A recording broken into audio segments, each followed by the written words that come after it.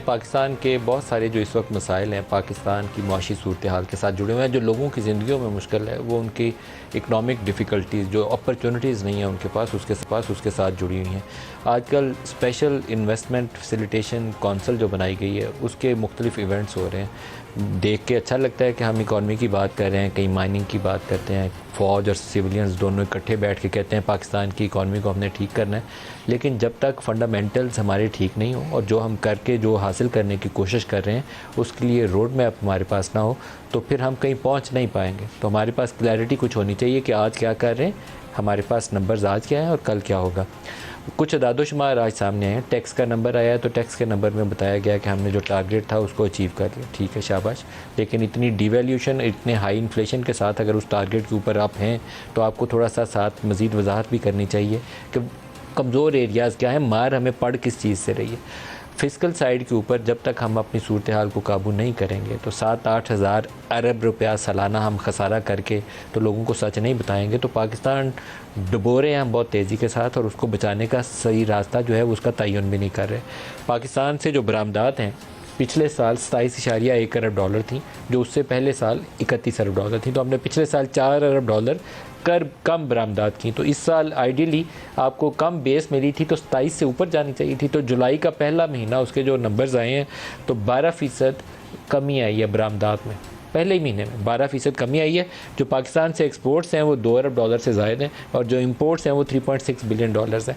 तो बरामदात जब तक आप 3-4 अरब डॉलर हर महीना नहीं करेंगे तो फिर आप कौम को कहें कि हम तरक्की कर रहे हैं, इकॉनमी ठीक हो गई है, मुश्किल से निकल आए हैं, सबसे बड़ा झूठ है। और इससे बड़ा झूठ कोई और है ही नहीं। सबसे बड़ी हमारी जो क्राइसिस की वजूहत हैं उसकी बुनियाद ये है कि पाकिस्तान बरामदात की मद में हर महीने कम से कम 4 अरब डॉलर कमाएगा तो हम बचते हैं। अगर 4 अरब डॉलर की बजाय हम 2 अरब डॉलर कमाएंगे जैसे हमने जुलाई में कमाया है तो फिर हम पाकिस्तान को डुबो रहे हैं। ये पहला सच है पाकिस्तान के साथ। दूसरा नंबर, आज इन्फ्लेशन का अफरात ज़र का डेटा है।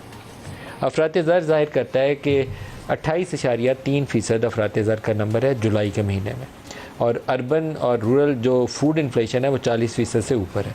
तो अब ये लोगों को कहें कि हमने आपके हालात बेहतर कर दिए हैं तो ये दूसरा बड़ा झूठ है, क्योंकि फ़ूड की कीमतें जो हैं, एक आम जो सारफ है पाकिस्तानी, जो लोअर मिडिल क्लास फैमिली है जिसका कमाई का बड़ा हिस्सा उसके फ़ूड के ऊपर सर्फ होता है या उसका दूसरा फिर हिस्सा उसकी तालीम या उसके इलाज के ऊपर सर्फ होता है। फ़ूड बहरहाल एक गरीब आदमी के जो किचन आइटम का ख़र्चा है उसकी कमाई का बड़ा हिस्सा उसकी रोटी और हांडी पकाने के ऊपर खर्च होता है, उसमें 40% तक अभी भी इजाफा है।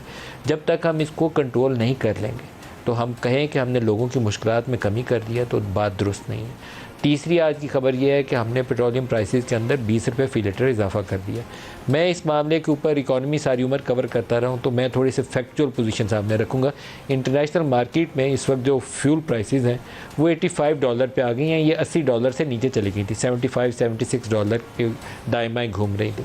अब आपके पास ऑप्शंस क्या है? ऑप्शन ये है कि आप इसको बजट के ऊपर ले लें। तो पिछले साल हमने 7-8 हज़ार अरब का खसारा जो था उसको डेट की शक्ल में इजाफा किया है। 60 हज़ार अरब हमने पाकिस्तान का मजमूई कर्जा कर दिया। और एक ऑप्शन यह है कि लोगों को पास ऑन कर दें। पास ऑन तो करना है आपने इसलिए कि आपने IMF के साथ ये डील की हुई है, तो आपको कुछ हालात ऐसे पैदा करने पड़ेंगे कि लोगों को अदर एरिया से रिलीफ दे दें।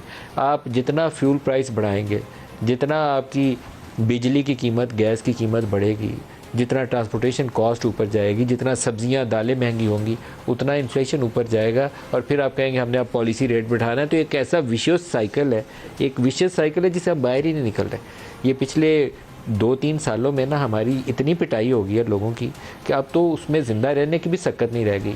तो उनको तसल्ली देने के लिए हमारे पास कुछ नहीं। मैं इस अफसोसनाक सूरत हाल के साथ अब प्रोग्राम का आगाज़ कर रहा हूँ कि जब ये बैठ के बड़े बड़े मंसूबों के फीते काट रहे होते हैं और साथ 90 लोगों की काबीना इन्होंने बिठाई होती है, तो मुझे शहबाज शरीफ साहब एज़ प्राइम मिनिस्टर उस विजन और उस इमेजिनेशन से बिल्कुल आरी नज़र आते हैं जो पाकिस्तान के आज के हालात हैं, जो ग्राउंड रियलिटीज़ हैं। ये बात सही नहीं वो करते कि जब वो कहते हैं कि पाकिस्तान में तो 6000 ट्रिलियन के नीचे ख़जाने छुपे हुए हैं, हमने इसको बचा लेना। ख़जाने अल्लाह ने अता किए हुए हैं, लेकिन इन ख़जानों का इस्तेमाल करने का हुनर भी तो हमारे पास होना चाहिए। अगर उस हुनर के बगैर, हमने हाल ये देखा है कि 3-4 रोज़ पहले एक एरियाज़ पे प्रोग्राम करके बताया गया कि वहाँ पे एक्सट्रैक्शन करके हम ज़ेर ज़मीन खुदाई कर रहे हैं, वहाँ से कुछ मिनरल्स निकलेंगे।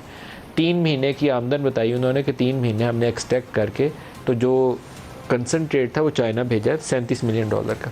अगर हम यहाँ प्रोसेस कर सकते तो हो सकता है जो हम मेटल्स वगैरह उससे निकालते हैं, जैसे रेकोडिक का मामला है, तो हम 500 मिलियन से हज़ार मिलियन डॉलर, मतलब 1 अरब डॉलर सालाना तक उससे कमा सकते हैं रेकोडिक से। 10-11 साल से हम अदालतों के चक्कर काट रहे हैं और हमारे ख़िलाफ़ इंटरनेशनल कोर्ट से वर्डिक्ट भी आ गया, ना खाया ना पिया, कुछ भी नहीं किया, जेब से पैसे जा रहे थे। इसी तरीके से आपकी कोल की रिज़र्व बड़ी मुश्किल से चाइना ने एक प्रोजेक्ट लगाया, हम अपनी टेक्नोलॉजी डेवलप करके पावर सेक्टर वहाँ से इस्तेमाल कर सकते थे, नहीं किया हमने। कारके का प्रोजेक्ट है, फकी लगा ली हमने पाकिस्तान को। स्टील मिल की प्राइवेटाइजेशन होने लगी थी, नहीं जी स्ट्रेटेजिक एसेट है हमारा, तो बड़ा कुछ लूट के ले जाएगा हमसे, 400-500 अरब जेब से हमने डाल दिए।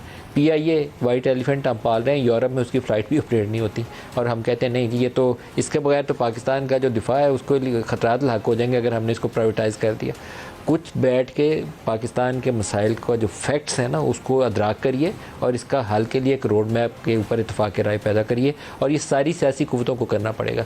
ना ये विजन, ना ये हिकमत अमली इमरान के अंदर थी, ना ये शहबाज शरीफ के अंदर मौजूद है, और ना ही किसी और सियासी जमात के अंदर नज़र आती है। स्टेक होल्डर्स को बैठ के पाकिस्तान को इन मसलों से निकालने के लिए एक मेज़ के ऊपर आना पड़ेगा।